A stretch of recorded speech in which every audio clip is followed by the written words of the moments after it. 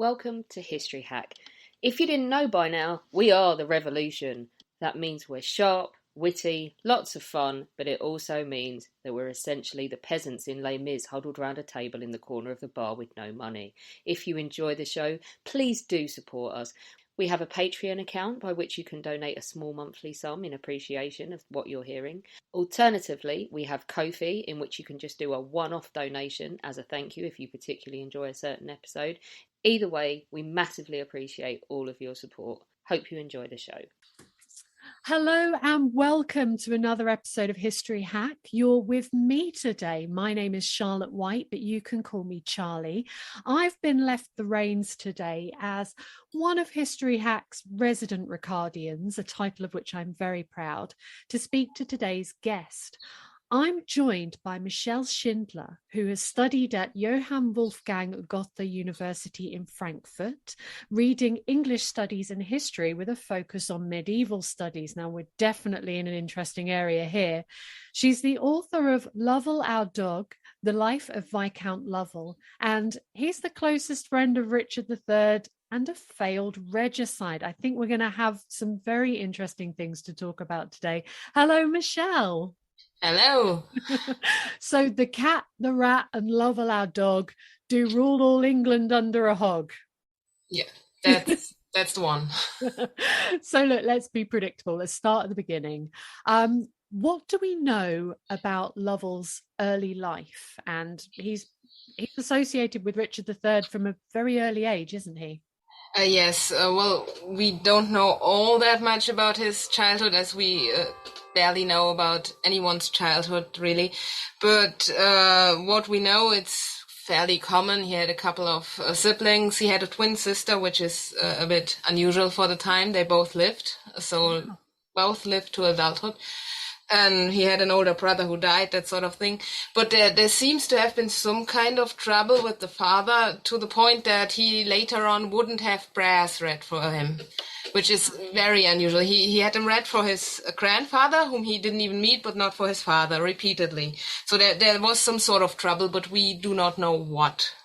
Just there was probably some difficulty. You've got to really not like somebody in your family to not offer prayers for them at this time. Yes, so something happened. But what it is, we can guess, but we just don't know. And he was very young when his father died. He was only 8, so who knows what happened. But from that time on, when he was 8, that's when he would have met Richard. His father was dead, so he became a ward of the king. And the king gave him to his cousin Richard Neville, Earl of Warwick, to bring up. And that's where Richard also was in that year. He was also given to Warwick to raise that year. Richard would have been 12, and Francis would have been around 8.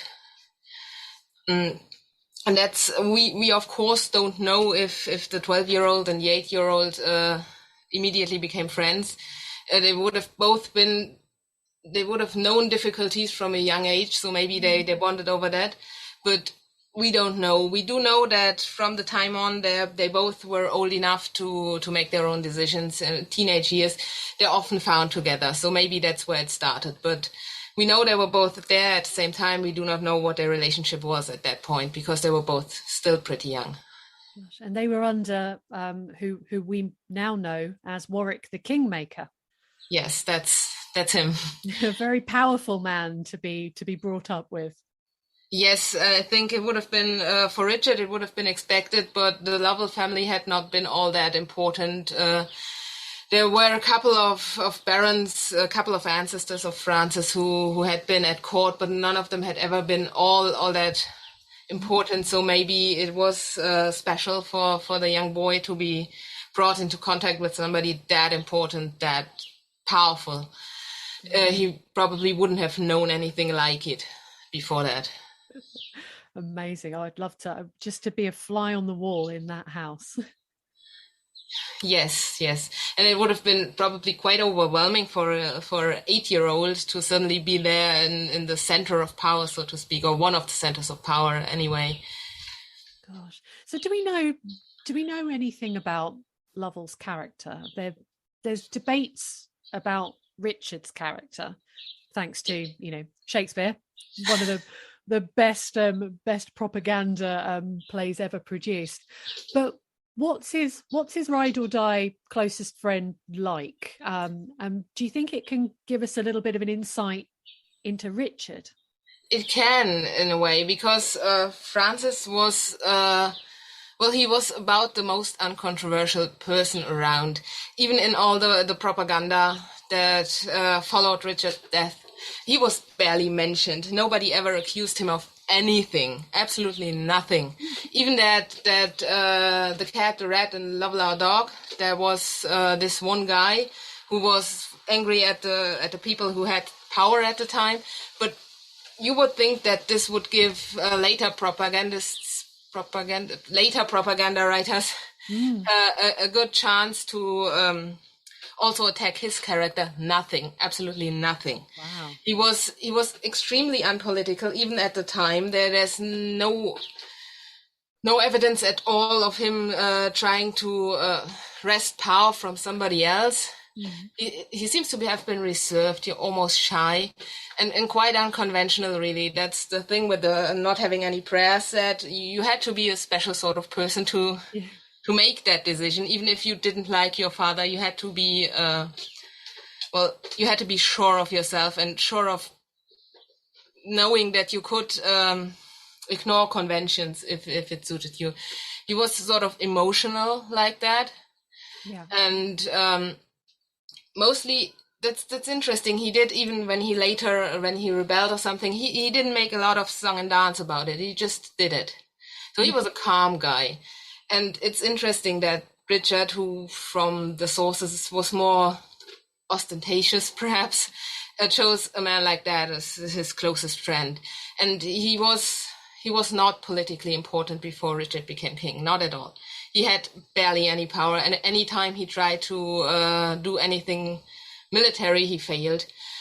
So he wouldn't have been able to give Richard a lot in the way of political support or military support. So it's interesting for him to have this man so close to him, to favor him that much. And I think this says a lot about Richard. He wasn't just looking around for support. Of course he had to, but this relationship was not one of those. No, of course. Well, his motto was loyalty binds me. So maybe he was loyal to Lovell. Yes, that could be. Or maybe they just liked each other. So their ties, they're not just about having grown up together. He's got a marriage connection to Richard, I understand. So tell us about how that comes about. And do we know anything about Lovell as a husband? Is he a decent sort of husband? Yes, we actually had two marital relations to Richard. The first of all was through his own wife. That was the niece of Warwick the Kingmaker, the daughter of his sister Alice and her husband Henry Baron Fitzhugh. And Fitzhugh was therefore Richard's first cousin once removed. So she was related to Richard the same way his own wife was. And of course, Richard's wife and Neville and Fitzhugh, all named the same for maximum confusion, were first cousins. Francis was the first cousin of Richard's wife through marriage, and he was the first cousin once removed to Richard himself through marriage. So yeah, and he was also the step-grandson of Richard's aunt. Okay, this starts to get very confusing. We need a tree. Yes. No, his the older sister of Cecily Neville, that's Richard's mother, was married to Francis's grandfather. Okay, right. I can see it now. I can see it through Cecily. It gets so complicated, doesn't it, at the top? Yes, it's terrible. And the woman who was later claimed to have been married to Edward IV before Elizabeth Woodville. No, I'm not getting into whether it was or not, but I think she was his cousin by marriage, Francis' cousin by marriage, through another grandmother. So you just have this whole nobility, and it's a bramble bush. It's not a tree. I love that. It's a bramble bush, not a tree. I'm going to use that. That's fantastic. We actually know that he was quite good a husband. We have an indenture, in his own words, from 1485, yes, and he leaves his wife a lot of manors that she could own, and especially he actually managed to disinherit his own cousin, so she could keep them, and she could possibly leave them to any children she had with another man after his death. That's So very generous. this says a lot about what he may have felt. And how he valued his wife over his other family, over the cousins, to take from them to favor the wife. Yes. Yes. It's even in the indenture if the family protests this and that. So he anticipated that, because probably the cousin, that's Henry Lord Morley, wouldn't have been all that happy about it. So he set that up, did he? He set up that it would definitely go to her even if they fought it. Yes. In the event he didn't, but because he got attainted, but he couldn't know that. That's jumping ahead in our story, definitely. Does he have any children? No, we have evidence of her having one miscarriage, but no living children. We don't know why. He seemed to think it was his fault, but of course we can't know. Oh, that's incredible that he would think it was his fault. That doesn't seem like a very sort of common stance in medieval men. Not at all, especially since she wasn't a widow who had already had some children, where you could say, well, it must be logically. Yeah. And she had, as I say, we have evidence she was pregnant once, so it could have been either of them, but he seemed to think it was his fault. I feel bad for him. I feel bad for him through time. So how does his life change when his best mate, Richard, becomes King Richard III? Quite a lot, because he was not political before that at all. He was rarely at court, that we know. He'd only been to Parliament once. And then suddenly Richard just heaped him with favors. He heaped him with everything. He's, one of his first acts as Lord Protector was granting him some manors that he'd been arguing with Richard Grey about. This, on the first day we have action of Richard as Lord Protector. That's when it happened. God, so that is the first thing he does. Yes. Is he takes away from the Grey family. Yes. Which is the family of Elizabeth Woodville. Yes, that's the younger son of Elizabeth Woodville by her first husband that they were arguing about. That is very interesting for any listeners who aren't sort of familiar with this time. Elizabeth Woodville, as the wife of Edward IV, her family, they have a terrible reputation, don't they, for rabbing? Yes, they do. There's some evidence of, well, Edward favoring them, and whenever there was an argument between nobles about a manor or some land, which they always happened, he usually said that the Woodvilles were right. I mean, it's sort of to be expected, because, well, she was married to the king, but she wasn't that highborn, so all the other old nobles were complaining about it. They would have been complaining about it anyway, but especially like so, because why does this lowborn nobody get it? It's absolutely incredible. And she wasn't really that lowborn. Her mother was Jacquetta of Luxembourg. She's not a commoner, inverted commas. No, she's not. The father is, but he was later made a baron as well, so, and then an earl by Edward, but Gullet was snobbish. Yeah, of course. Very much. But it's fascinating that first present for Lovell comes at the expense of the Grey family. Yeah. And to be fair, he had been arguing with them about it. So, yeah. He was actually related to the Greys some generations back, because, of course, he was. They're all related to each other. It's a Bramblebush people. Yes. So what job does he give Lovell? What's his position? First of all, he was made chief butler. That's again at the expense of the Woodvilles, because Anthony Woodville, that's the Dowager Green's brother had been chief butler when Edward was king, and then he died, and Richard had Anthony arrested. And then somebody needed to be chief butler, so that was Francis. And then later on, when Richard was king, he became a Lord Chamberlain. So that's the person who is in charge of making sure who can have access to the king and who can't. For Edward, it had been William Hastings, so another close friend. It was usually a close friend. These people were also responsible for all sorts of physicians and other people in the household, and they also had to make sure that any organization like weddings, funerals, meetings went well. So it was massively important and quite the responsibility, really. Amazing. He's basically in charge of the household, isn't he? Yes. Which doesn't sound very. Now we think of a butler and sort of the head of the household as being some sort of, perhaps not a high status position, but this at this time is, top job. It's amazing, and it would have been nothing at all like we think of butlers. He may have been sort of 3 steps removed in that he chose somebody who was actually doing the job we now associate with butlers, but probably this would have been too lowly for him to even decide. Amazing. So he has to do some sort of heavy work as well, because this is medieval times we're talking about.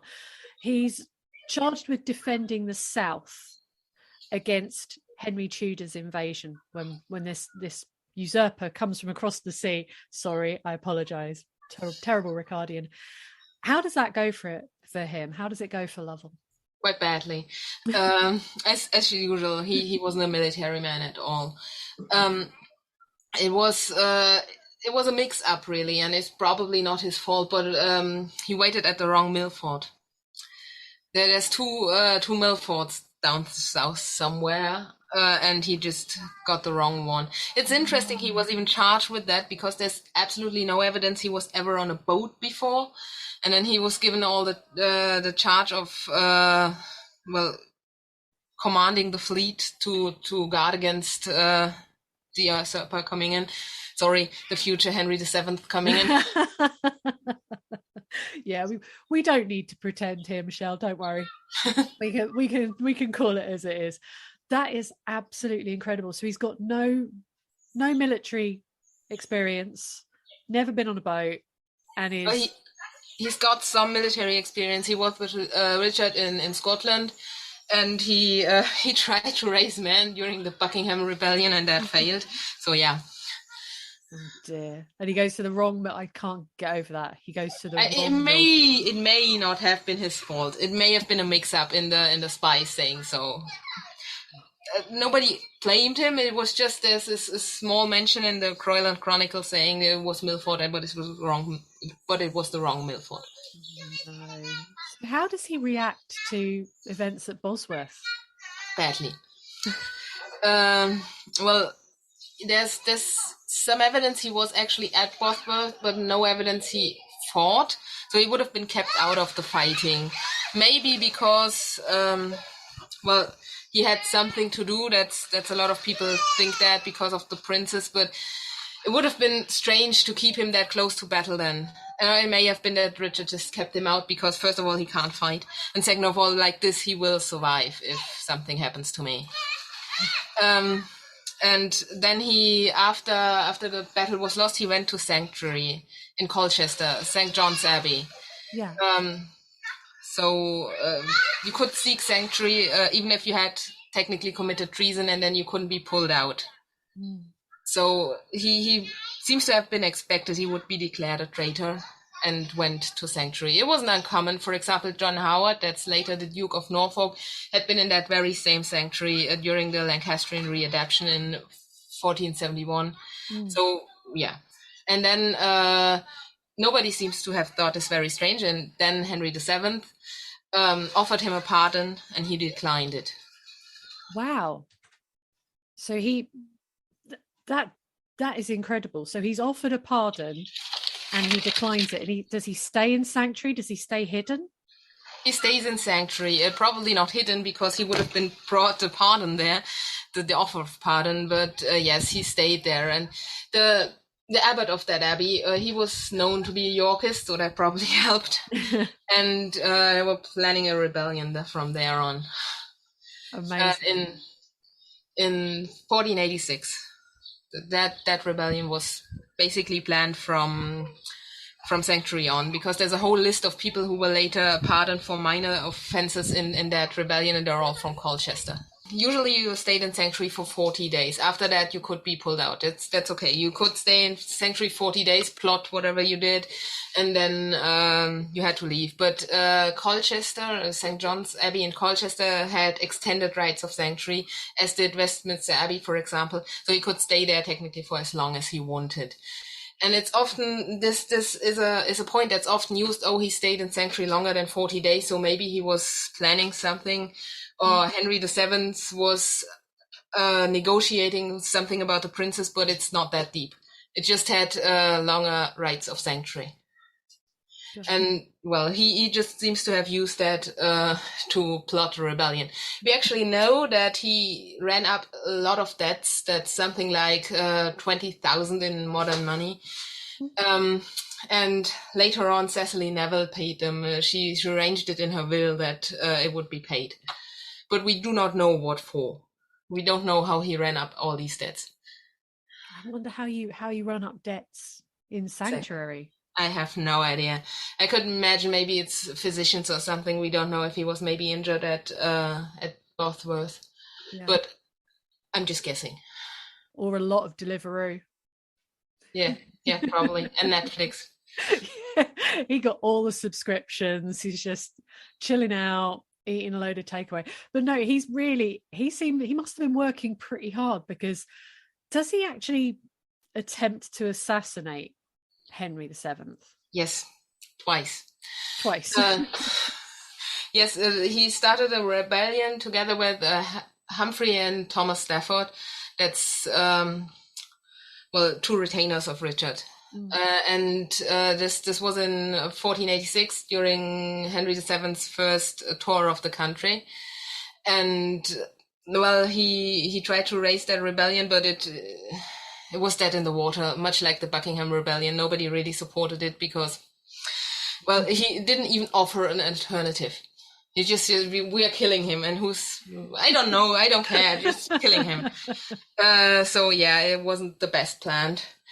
And well, when his men went away, then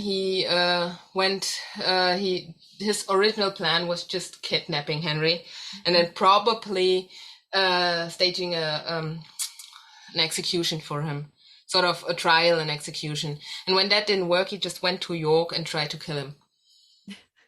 Just straight up went to try and kill him. Straight up went to try and kill him and escaped. Amazing. God. Yes, I don't know how, but it would have been quite impressive, I'm sure. So I mean, he's fiercely loyal. He's incredibly persistent. He's just not very effective. Yes, that's the thing. He's good at organizing, and he showed that when he was Lord Chamberlain, but he's just not good at any sort of military or violence or anything. So he flees. He runs away to the continent, but he's still not done, is he? In trying to get rid of Henry, is he? No, he's not. And then this time he gets the support of Richard's sister, Margaret, Duchess of Dover, the widowed Duchess. I can never pronounce that word. Dowager Duchess of Burgundy, and her son-in-law or stepson-in-law, that's Maximilian, later Maximilian I, Holy Roman Empire. At that time, he was king of the Romans, and he gets their support. Margaret was always off supporting rebels against Henry VII. Also, it's partly, of course, he killed her brother, and partly because Henry VII had been supported by the French, who did not like the Burgundians, etc., etc. So yes, he goes to her and gets her support there. And then he's also in contact with Richard's oldest nephew, that's John, Earl of Lincoln, John de la Pole, Earl of Lincoln. Yeah. Actually, there's some evidence that John de la Pole had been in contact with Francis the whole time. He'd been his foster brother for a while. After the Earl of Warwick died, Francis had been made the ward of Lincoln's parents. Yeah. And they've been quite close, so they would have known each other from quite early on. And there's several pieces of evidence that this rebellion in 1486 had been betrayed by somebody, and then Francis was given the news and could change his plans accordingly. And this is almost certainly was John de la Pole passing on this information. Fantastic. So are they involved in the Lambert Simnel affair? That's the one, yes. Right. So this I find fascinating because we've had Matt Lewis from the Richard III Society talk to us about this before. And his suggestion is that at that time, John de la Pole's got a very, very good claim to the throne as the Yorkist heir. And there's only one person who would be more eligible to the throne than John de la Pole. And that would be one of the princes. Yes. As it stood by law at the time, one of the princes would have been king. It's because Henry VII had, of course, overturned the Titulus Regius. That's what gave Richard his claim. So basically, it was Edward was made king through that, Edward V. Yeah. So, but after Richard's death, before Henry changed the law, which of course he had to do, then John de la Pole was king. By law, he was king then, because he was the oldest nephew. The others had been blocked through law. So yeah, this is another thing. It's always claimed that Lambert Simnel impersonated Edward of Warwick, but Edward of Warwick was barred from the throne because his father had been executed.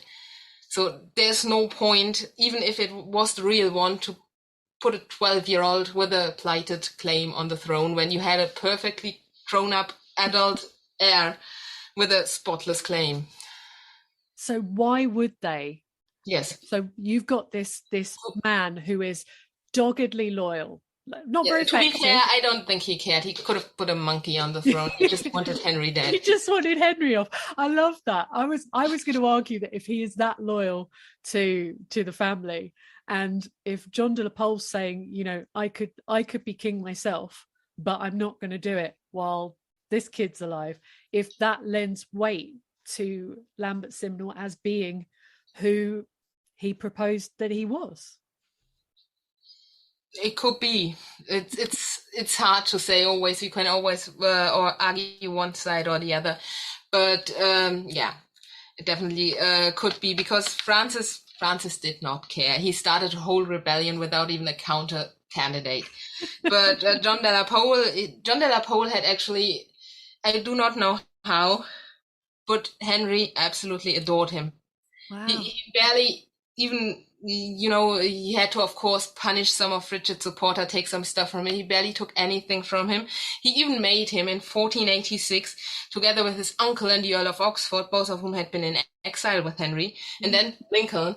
They were the three who were supposed to investigate the treasons of the whole rebellion.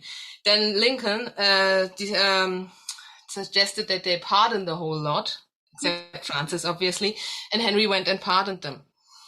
I do not know what Lincoln did, but he had the best position in Henry's court. So something must have happened for him. Something must have happened that he decided, I'm going to rebel. Wow. Because he could have worked his way up. Yeah. He played Henry like a fiddle. That's so interesting. God. So look, how does it end up for Lovell, our very rebellious, lovely friend? How does it end for him? Do we know? No, we don't know. We know he survived the Battle of Stoke. That's Lincoln died there, but he survived. He was last seen swimming with his horse over the River Trent. He was escaping, of course, because he didn't want to be taken prisoner. And then nothing. There's for a year later, there's a safe conduct to Scotland for him, but that seems to have been got by Margaret of Burgundy, but there's no evidence he ever even took it. So we don't know, he may have died in between those two dates. We also know his wife was looking for him in around 1.5 years after the Battle of Stoke, saying that she had sent one of his retainers to look for him in the north, but had not found anything, which is interesting because the retainer was also attainted, and so she was casually committing treason to find him. But he hadn't found anything, and that's the last we know. So I think it's possible he went to Burgundy again, where he was safe, then to maybe wanted to go to Scotland to plot from there on, because the Scottish were always against the English, and actually the north of the country was so ticked off at Henry VII winning that they started to plot with the Scots, with whom they had been arguing for centuries, to invade and throw him off the throne. So maybe he thought this was a good place, but maybe he was injured again, maybe he just became ill. There's no evidence that he was alive after maybe a month or two after the Battle of Stoke. Gosh, I mean, this is the problem when you study an area and you know all of the possible things that could have happened. But do you have one that you think more than the other? What do you think happened to him? I think he died. He may have died in Burgundy shortly after the Battle of Stoke, because there were other rebellions soon afterwards.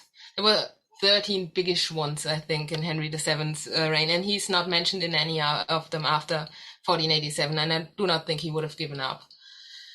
So it's probably very likely that he died. What he died of, he wasn't the most healthy man to start with, so maybe it was just too much. But I don't know. I think he died in 1487. Because he wouldn't have stopped. No.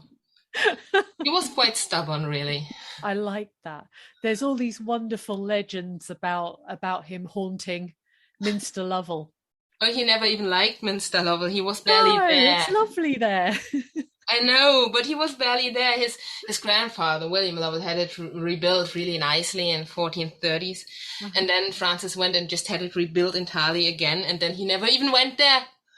No, he never went there. No, it's barely there. So all the things about him haunting it are complete rubbish. I've always said if there's a skeleton buried there, that's more likely to be his very, very unpopular father than him. Somebody whacked him over the head. He was very unpopular. He was also, we do not know what exactly happened, but we do know that he made Francis' mother, that is pregnant, for the first time when she was 13. And he was 22 or something. So yeah, he was a terrible man. And there's some hiccup about his death. So maybe that if there's a skeleton, that's him. Maybe he's haunting the one. It's not Francis. That's wonderful. I love it. So why write the book about Viscount Lovel? Is it fair to say you're living the dream? Absolutely, yes. I was looking up. I was reading something about Richard Oids years and years ago, and I was trying to chase something up about that Viscount I read about. This is funny. What did he do there? And I just found nothing. There is so little about him. And it was just, okay, if there's nothing, I'm just going to have to find it. And it just fell down that rabbit hole and never came back. I figured if there's the book I want to read isn't out there, I'm just going to have to write it. That's wonderful. Well, I'm really looking forward to reading this, Michelle. So check out, guys, Lovel Our Dog, The Life of Viscount Lovel by the wonderful Michelle Schindler. Michelle, thank you so much for joining us today. Thank you for having me. When our guests join us to talk about their work and their new book, the 45 minutes or so they spend with us is just a taster of all their efforts. So to this end, we have launched our very own bookshop on bookshop.org, where you can find our guests' latest and greatest books. You can support them and you can support History Hack too. 10% of every sale via our bookshop supports the podcast and allows us to keep at it and bring you more amazing guests. You can find our bookshop at bookshop.org/shop/history hack. or just search on bookshop.org for us under the shops bit. Thank you for your continued support, and here's to your next great